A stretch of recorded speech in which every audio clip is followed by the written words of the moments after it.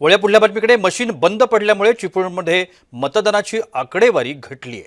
चिपळूणमध्ये अनेक गावांमध्ये ईव्हीएम बंद पडण्याच्या देखील घटना सुरूच आहेत. चिपळूणचे आमदार शेखर निकम यांनी याबाबत नाराजी व्यक्त केली आहे. माझ्या मतदारसंघामध्ये देखील 40 ते 50% मशीन्स बंद आहेत. मशीन बंद पडल्यामुळे मतदानावरती याचा गंभीर परिणाम होतोय, असे देखील आमदार शेखर निकम यांची प्रतिक्रिया.